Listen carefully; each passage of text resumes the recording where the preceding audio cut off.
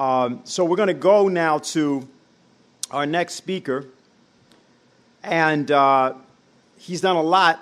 He's mainly actually been active in the recent period as one of the gray eminences of the LaRouche basement team. People who are on the Google Hangouts and so on know him well. And a lot of you don't know that the organizing of what was our LaRouche youth movement from 10 years ago, and a little bit more, was largely his initiative and those of his participants, his friends, Laney, his wife, and Harley Schlanger and others. And the topic that he's speaking on is "No Man Shall Be a Slave, Hamilton, Lincoln, and the Revolutionary Economics of the American System." Phil Rubenstein.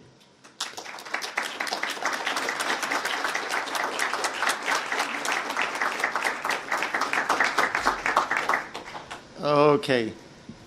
Well, I got too old for it is what happened. But anyway, I can still stand up. But, listening to Frank took me all the way back to Brooklyn. For those who know where the Russian communities are. But anyway, in a brief few moments, I want to take really two figures of American history, to a certain extent Lincoln, but also Hamilton, who were both sublime figures.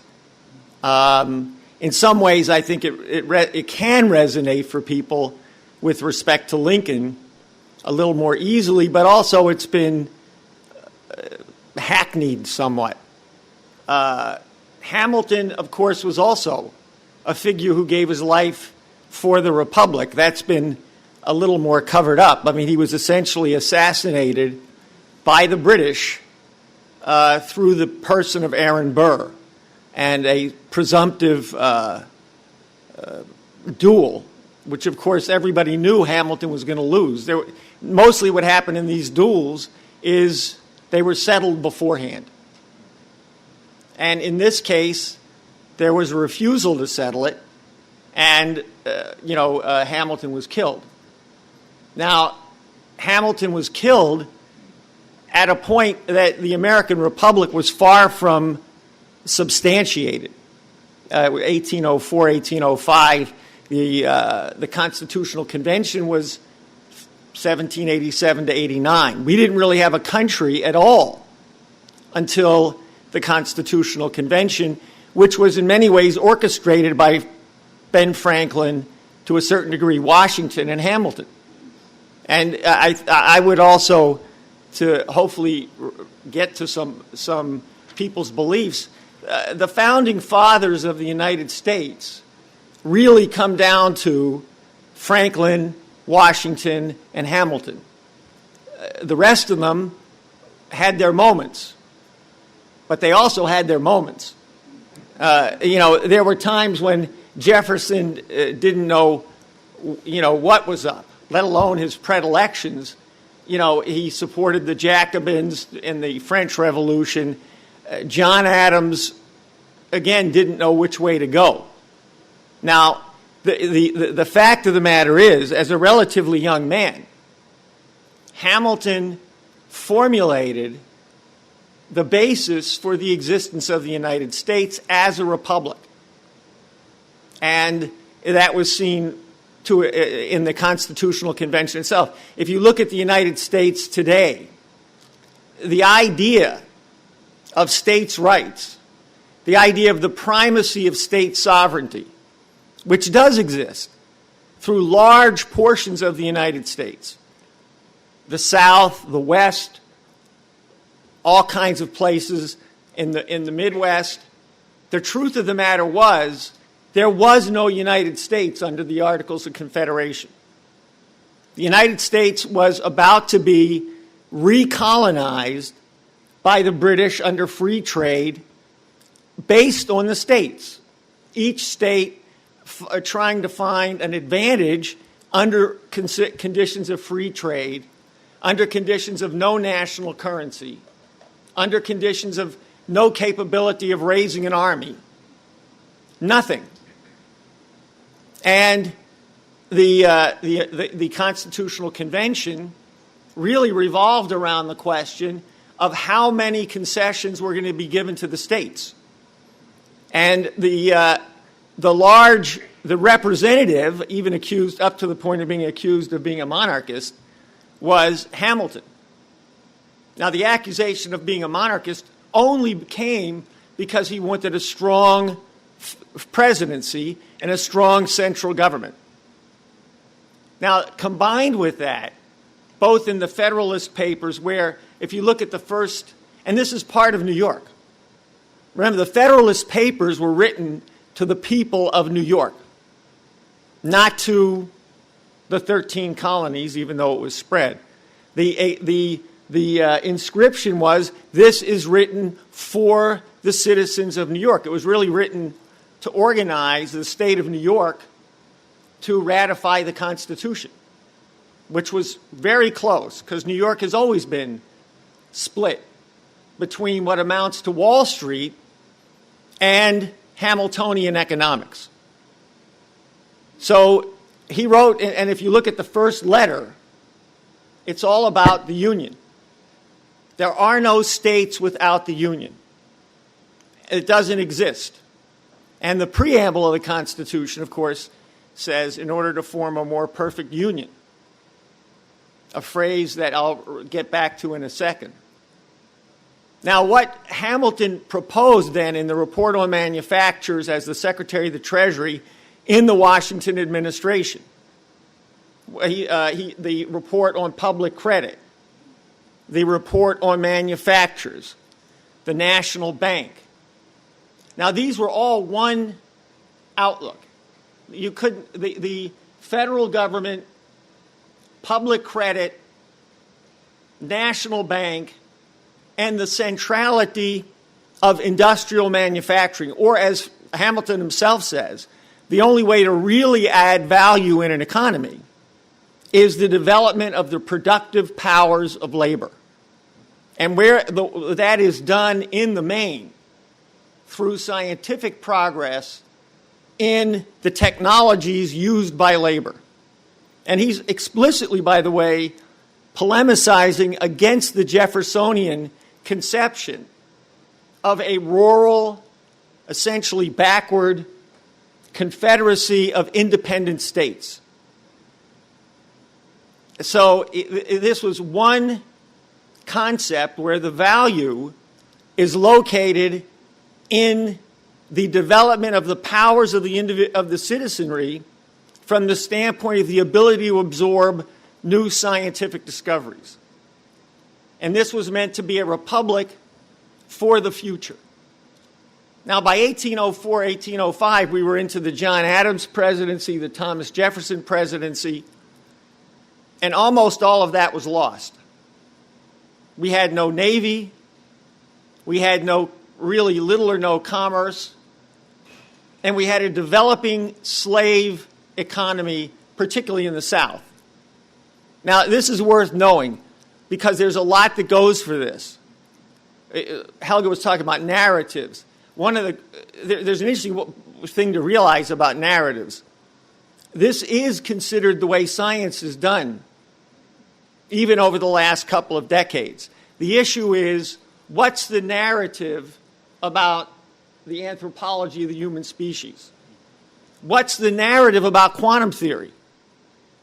In fact, I can tell you there's about a book called Quantum Dialogues by actually a fairly intelligent woman. But the whole idea is, how did the story get told that gave us the hegemony of the present Copenhagen view of quantum theory? This is the view that really we don't know what we're talking about. Basically, we know the statistics, we know a few things, but we don't know what the heck's going on. And we can't know what's going on. And there's a whole story about how Einstein lost the debate and, Bohr won the debate. And if you read about Einstein today, you'll find out he's a dinosaur who did a few brilliant things when he was a young man. And after that, he didn't have much relevant to say. That's a narrative. One of the narratives is exactly this question of the British. Because Hamilton knew that the British was our enemy. I mean, he thought there were things to learn, but not much. He was not an Adam Smith free trade theorist. He was, of course, worth knowing, Hamilton was the head of the Anti-Slave Association, as was Franklin, a late-in-life joiner. Where did slavery come from? Contrary to popular belief, we didn't have slavery the whole time. If you go back to the 17th century, you had something called indentured servitude, but not slavery. In other words, there's a difference between somebody contracting and giving up a part of their life, which often were people from Europe, and people who were property. Now, property was brought in with the tobacco plantations and then the cotton plantations. And it was brought in by the British. For example, somebody that you may have heard was the father of the American Constitution, or the grandfather, John Locke, who really was rejected by the American Constitution. This is one of the fun things. Our Constitution says life, liberty, and the pursuit of happiness, which is a phrase that's taken from Leibniz. Locke's Constitution, which was the Constitution of the Carolinas and ultimately the Confederate Constitution, was life, liberty, and property. Now, a lot of Americans will tell you today that, well, they really meant property when they said happiness.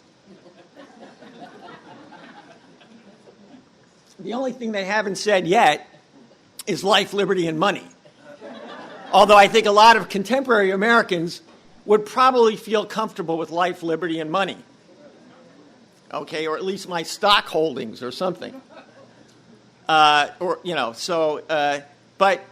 the truth is, it was the British. Now, Locke, by the way, was on the board of the the Anglo-African Trading Company. Now, that board ran the slave trade from West Africa. There's a reason why the British ruled slavery out a little bit early. They weren't interested in slavery. They were interested in selling slaves, which they then, in the 19th century, did through the Spanish monarchy. Now, the American Constitution, Franklin and Hamilton thought that the slave trade would go out of business by the early part of the 19th century, and it almost did. It was only with the collapse of the Hamiltonian approach and the introduction of increasing free trade economics that slavery was brought back in heavy elements in the early part of the 19th century, and in particular around the Hartford Convention in 1814. From that point on, slavery is the dominant form in the South, in particular. The cotton trade, the slave trade. And of course, they marched people from the East Coast into the Deep South, into Alabama and Mississippi and so forth, because that's where the cotton growing was the best. So Virginia stopped being a big slave state and became a slave breeding state, because at a certain point, bringing slaves in was outlawed. And so you bred slaves. And Virginia was the leading slave breeding state. That's really what we're talking about. So this whole discussion about whether slavery wasn't so bad and some of the plantations were better is brutally insane. It's a little bit like asking whether Auschwitz was better than Buchenwald, because some of them were earlier before the final solution, and they were just hard-working people run by a few difficult foremen. So this is the kind of thing that you're dealing with. You say, well, is the slave trade, what was it better or worse? This was a hellhole. Now, the reality of the situation was getting rid of Hamilton and Hamiltonian economics. The National Bank was critical to introducing all of this. The whole essence of the national bank is national sovereignty over the currency and the economy of the nation. And Hamilton is specific in the report on public credit, and you get an idea about it now because most Americans, they don't know what the word credit means. They think credit means a credit card. Credit is when you get money to spend. That means you have credit. You go to the bank, and if you have good credit, they give you a loan. They give you money. Now, credit is really meant as faith in the future. That's what Hamilton meant. That you could issue credit under the full faith and credit of the federal government, and that credit would determine the issuance of currency exchange, which is simply a means of circulating the product of labor or the production of the economy.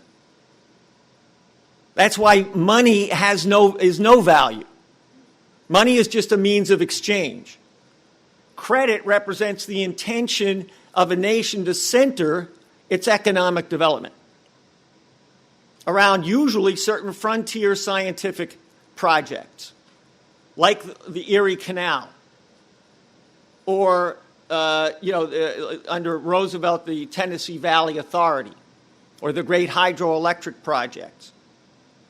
Under Lincoln, the Transcontinental Railroad, the land-grant colleges, which developed agriculture and mining. That's what they were called. They weren't football teams. They were Texas Agriculture and Mining. People think A&M is the name of a football team. Maybe it means, antlers and moose or something. I don't know. But it really is a conception of investing the credit of the nation. And as Hamilton puts it, there's no problem in the credit as long as you have the means of extinguishing it. And what he meant by that was, in the growth of the economy, you produce the excess capability, the surplus capability, which is then available to pay off, so to speak, the credit. It means investing it in further things. Now, the thing to realize about Lincoln is that Lincoln, and I would say this to make a more general point, every time this nation has faced a crisis, we have had to go back, if we succeeded, to Hamiltonian economics. And Hamiltonian economics is not just an economic policy. We've got this horrible thing about economists. They win the Nobel Prize for things like, this guy Vogel from the University of Chicago, who proved that the slave economy was more efficient than the industrial economy because it was cheaper. Well, that's true. You don't pay the slaves a whole lot. That made it cheaper. Now, of course, if we had stayed a slave economy, we wouldn't exist. But there's more to it in the sense that explicitly for Hamilton and for Lincoln, it's the development of the scientific powers of the country. That's the economy. An economy, as Lynn has understood it, a physical economy, which I think one way to look at it is that it's a development beyond Hamilton and Lincoln's conception and Carey's conception. Henry Carey was the leading economic advisor to Lincoln, and very anti-British. Now, one of the great myths of the United States is that the British are our allies. Of course they're our allies. They run the empire through us. They run the empire through Wall Street. So they're our allies. Churchill needed us. He's become a hero in the United States. Churchill needed the United States or he was going to lose the whole empire after they had backed Hitler. And so he essentially came on his hands and knees. He spent 34 days in the White House trying to make sure that the British and American military were run together. And it was Churchill who did an awful lot to break up any channels of communication between FDR and Stalin. The man who was in Moscow more than anybody was Churchill. So the fact of these are all elements of American history that are completely unknown, especially in Columbia University. What can I say? But anyway, although we have a great history here, someday we should tell you that. But although we never were here that effectively when the school was running under normal conditions. But anyway, Lincoln was a Hamiltonian economist. His whole policy was internal improvements, national bank, and so on. It was Hamilton's policy. And in fact, when the Wall Street refused to finance the Union Army, Lincoln went back to Hamiltonian economics. He said, okay, the federal government is going to issue credit upon which to build the Union Army. And of course, Lincoln's whole point was Hamilton's point. There are no states. He said, in fact, we don't recognize the secession. It's not possible for a state to secede. There are no states without a union. And that's true. There were no states under the Articles of Confederation. There were 13 independent colonies who were about to put themselves back under the British Empire. And so Lincoln, that was the basis on which he fought the war. That's why you tend to find something more interesting about the Union period. There was a certain amount of intelligence in the population, and certainly in those who went into the Union Army. They were not a bunch of rebels. They didn't have a rebel yell. They didn't scare people that way. They had a certain sense of genuine mission. And I think it's of value to understand that Lincoln, in running for the presidency, had to come to New York. He came to New York to give the Cooper Union speech because without the support of the Seward faction and the New York state-based Republicans, he would not have gotten the presidency.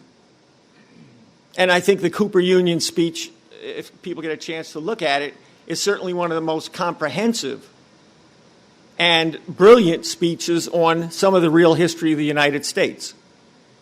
So what did Lincoln do? In the middle of, he issued the greenbacks. And he funded the Army that way, and he funded American industry. He funded the Transcontinental Railroad, which began in the middle of the Civil War, even though it didn't end until 1869.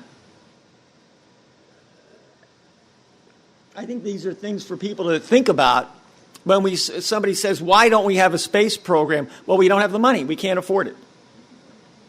Why don't we have a better education system? We can't afford it. Why don't we fix the potholes? We can't afford it. Now, here's a really interesting question for Americans. I mean, are we really this stupid? We don't have money for a space program. We don't have money for all these things. And how much money is it? $100 million, $200 million. Do we have, let's say, 100 or 200 billion if Citibank has a problem this week? Of course we do. We'd have that in a minute, in a blinking of an eye. We spent 750 billion on the TARP, 23 trillion on the total guarantees in the bailout. Now, I heard, for example, Bank of America. They just found out that Bank of America was taking deposited money, that is federally deposit insurance guaranteed money, and siphoning it into their European branches to use it for investments that would be illegal in the United States. Now, where they're going to go with this, I don't know, but that just happened yesterday. Now, here's the truth of the matter. The American banking system today is a criminal enterprise. It's not a question about this bank and what bank teller did what, and so on and so forth. This is essentially a criminal enterprise. J.P. Morgan Chase. They just paid, what, 19, 20 billion in fines?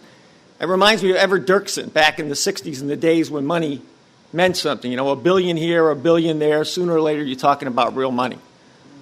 These days, it's sort of a trillion here and a trillion there, or 100 billion. These are, I think, absolutely they could be tried under the racketeering influence corrupt organization.